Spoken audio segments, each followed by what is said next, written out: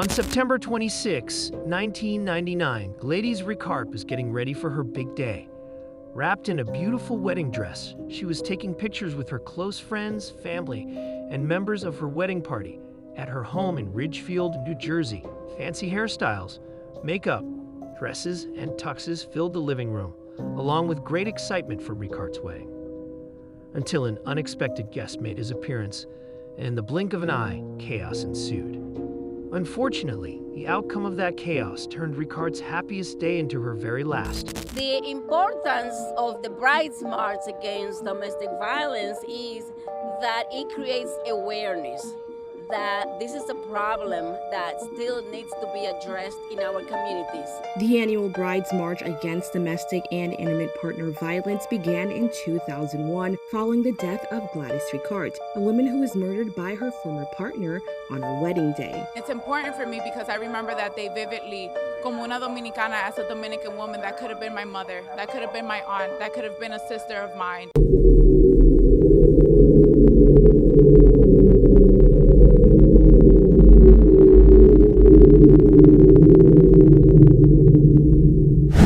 Hey guys, welcome back to Crimeco, your go-to channel for some intriguing and incredible true crime stories. Before we continue with today's case, remember to subscribe to our channel, hit the like button, and turn on the notifications. Help this true crime community grow even more. So buckle up and get ready to go on a wild ride with us. In 1983, Ricart moved to the United States from the Dominican Republic in hopes of achieving the American dream. She was determined to build a better life and worked hard to provide for her and her two sons. In 1989, Ricart was riding the subway when she met a man called Agustin Garcia, another fellow immigrant from the Dominican Republic. They talked some time, and he gave her his business card in case she needed anything, as he also knew very well the hardships immigrants faced in a new country. Garcia ran a successful business and was a recognized leader in the Dominican American community in New York City. In addition to having businesses that helped other immigrants from his home country, Garcia started the Dominican American Chamber of Commerce and the Dominican Association, an organization in New York that helped Dominicans get job training. In Ricart's eyes, Garcia was like an angel sent from above to help her. She was recently divorced, on public assistance, and had two children to raise by herself. But people sometimes forget that angels can also be demons in disguise. Soon enough, Ricart and Garcia began a relationship. She found great support in her new relationship, and she decided to further her education. In 1990, she enrolled in college, and while studying, she managed to get a job as a file clerk in a travel agency in Manhattan. After she got her degree in accounting, she was promoted to account payable manager. Ricart was so happy and excited. She went from being an immigrant with public assistance in a foreign country with a totally different culture to getting a degree and a great job. This allowed her to move from North Bergen to their small two-bedroom home in Ridgefield, New Jersey. It all seemed like a fairy tale, but Ricart started to see the cracks behind Garcia's facade. Garcia had a very likable personality and was viewed as someone who people admire in the community. But he wasn't the best partner when it came to relationships. Gladys was said to have been unhappy for most of the 7 years that he and she were together. She really wanted to get married and was upset that Garcia wasn't ready to commit to their relationship. Over the years they were together, Ricart found out about several infidelities from Garcia, but he had Ricart wrapped around his finger, and somehow he always manipulated her into staying with him, promising that things would change. But those were empty promises, and the fallout was near. Ricart's final straw was when she found out that Garcia was, once again, cheating on her, and she finally realized that his behavior wouldn't change, not even for her. Garcia had a reputation for being a womanizer, but Ricart thought that after all of their years together, he would finally choose her. Unfortunately, that didn't happen, and by early 1999, she had had enough and broke up with him. Gladys was devastated after the breakup, and the perfect fairy tale she had built on her mind was now falling apart. Things got better when she met a guy named James Preston Jr., both crossed paths by chance when Ricart had gone out for lunch from her job. Preston was an accountant and worked near Ricart's office, so they frequently saw each other. Soon feelings developed. Within no time, they began dating, and Ricart looked happier than ever. She even told her friends that Preston seemed like he was her real soulmate. That's why, only 2 months after getting to know each other, they decided to get married.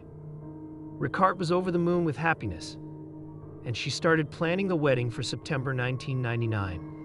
The following months were filled with dress fittings, choosing caterers, flower arrangements, and all of the typical bridal preparations. Unbeknownst to Ricart, her ex-boyfriend was following carefully and closely everything she did. The big day came and Ricart's house was full of people. Everyone was getting ready to go, and the limousines were already parked outside, waiting for the bride and her bridal party to get to the church in Flushing, Queens. Inside the house, Ricart was handing over the bouquets to her bridesmaids to pose for the photographer.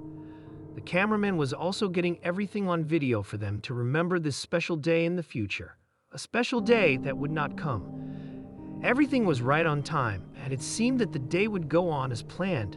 The pictures were almost done, and suddenly the front door opened, and what happened next was something straight out of a horror movie. Ricart's ex-boyfriend, Garcia, walked towards her, pulled out a gun from a briefcase, and without missing a second, he began shooting at her. It was madness. It seemed that Garcia had been driving around Ricart's house and then decided to park his car and walk towards the front door. Outside her home, there were several members of Ricart's family, including her brother, who thought that it was a bit odd that her sister's ex-boyfriend had shown up, especially on that day. Apparently, Garcia stated that he only wanted to congratulate Ricart on her wedding day, but her brother showed some resistance to letting him inside. Even though Garcia knew he wasn't welcome, he quickly pushed his way inside. He took a revolver out of his suitcase right away and started firing into the living room as soon as he set foot in there. When the shots started, everyone in the house ran as fast as they could to protect themselves, especially the children that were present at the scene. Garcia fired 2 more shots, and when he attempted to grab more bullets in his pocket to reload his gun, Ricart's brother jumped on him and started wrestling with him. Soon after, police arrived and found the 2 guys still fighting on the ground, and Garcia was arrested. Once the police took Garcia out of the house, they were shocked at the scene. The walls that, hours before, were witnesses to such excitement and happiness for Ricart's big day were now dull and somber, as if someone had taken all the light and joy out of the room. And in a way, that was exactly what happened. Ridgefield's police captain, Vincent Zacco, expressed that it was heart-wrenching. You see a person who is in the midst of the happiest time of her life, and then it is gone in seconds, turning happiness into tragedy. When the paramedics showed up at the scene, they discovered that Ricart had been shot 3 times, once in the back, once in the arm, and once in the head. Unfortunately, she was declared dead at the scene. Just imagine having to switch your wedding day to your own funeral. It was supposed to be a joyful day, the best of Ricart's life, and then her life was taken away. Just like that, her dream became a nightmare for her loved ones. The following day, Ricart's funeral was held at the Ortiz Funeral Home in Manhattan.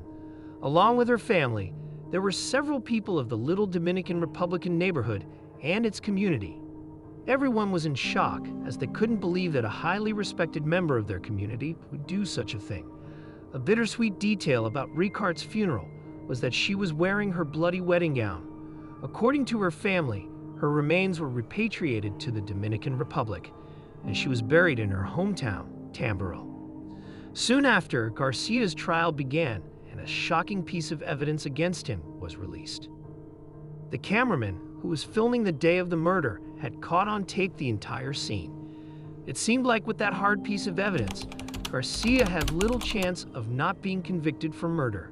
But Garcia was sly and had an ace under his sleeve. Where the trial began in October 2001, Garcia gave a very different story about what happened on the day the murder happened. From his point of view, he and Ricart never really ended their relationship, and they continued to see each other in the months before she died. He also said that he was foolishly unaware that Ricart was seeing someone else, and so he didn't know anything about her wedding. According to his version of the story, he was shocked when he got to her house that day and saw that she was getting married. It was this shock that made him act so violently. He also said that Ricart's brother had surprised him when he came into the house, which was partly why he pulled out the gun, because he feared for his life. There was no doubt that Garcia had committed a crime, but his defense claimed that anger had been the driving force that led him into a temporary state of insanity. This defense of passion provocation was meant to get the jury to find Garcia guilty of manslaughter instead of murder. The defense also showed a video of Ricart and Garcia together in a shopping store less than 24 hours before the wedding to back up what they said about them still seeing each other. According to Garcia, this was just one of many times they had been together in the weeks before the murder, and they had stayed close during this time. People who knew Garcia well also said they didn't know that he and Gladys were no longer dating and that it looked like they were still friendly. On the other hand, prosecutors and witnesses close to Ricart stated that the defense had given a false impression of the nature of their relationship. They claimed that Ricart and Garcia were in a lot of the same social circles, which made it hard for them to avoid each other but did not mean that they were together as a couple. Also, the witnesses gave a bunch of scary stories that made it sound like Garcia had been following Ricart around in the weeks before she died. One of these events happened in August 1999, when she had to call 911 after Garcia showed up at her house and banged on the door, asking to be let in. He threw a rock through her front window and this didn't work. When the police showed up, Garcia was told to leave, and the officers offered Ricart to press charges, but she refused, as she was too scared of Garcia and knew that she would face retaliation for it. The reason behind Ricart's fear was due to the emotional and physical abuse she endured during their relationship.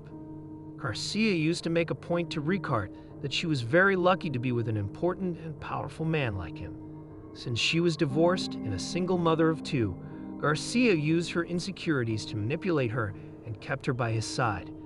There was also one instance in which, during a fight, Garcia even pointed a gun towards Ricart. Witnesses also stated that Garcia had been stalking Ricart for several months. He was usually seen sitting in his car outside Ricart's house for hours at a time and driving around her neighborhood. Some also stated that his story about him being in the dark about her marriage was not true. Ricart's sister said that Garcia had been present when friends and family talked about the planned wedding and that he had specifically raised concerns about Ricart's fiancée, so he fully knew about her moving on. He was just in denial and didn't want to accept the fact that he had no longer control over Ricart's life. It didn't take long for the jury to reach a verdict, and Garcia was found guilty of murder, although his defense was looking for a conviction for manslaughter. Garcia was also found guilty of 2 counts of child endangering, since there were kids in the living room when he shot Ricart. In February 2002, Garcia was sentenced to life in prison without the possibility of parole after 30 years. Since then, he has tried 3 times to appeal the sentence but has been unsuccessful each time. Over the years, the murder of Gladys Ricart has become a staple against domestic violence. On the first anniversary of her death, a woman called Josie Ashton flew all the way from Miami to Florida and began a movement called the Bride's March, or La Marcha de las Novias, in Spanish, Ricart's native tongue. She wore her wedding dress and marched through the stress with several other women to honor Ricart and to revel against domestic violence. Since then, every year, this movement has continued this tradition. The Bride's March was formed as a group movement to honor her memory and to raise awareness about the effects of domestic violence and the need for resources to help Latinas. On November 18, 2021, a representative in the U.S. Congress called Adriano Espaillat introduced the Gladys Ricart resolution. He stated that, "I introduced this resolution today to honor the memory of one of my constituents, Gladys Ricart, and the countless victims of intimate partner firearm homicides, and to reaffirm my commitment to address domestic violence and garner support for programs designed to end the prevalence of domestic violence and intimate partner abuse in the United States. And once again, in 2023, to reinforce the need to recognize this issue and take action." Well, folks, that's all for today. Thank you for staying all the way up to the end of this video, If you're down for this type of content, hit the like button and subscribe to our channel. We'll also love to know what you think about our content, so leave a comment and tell us all about it. See you next time.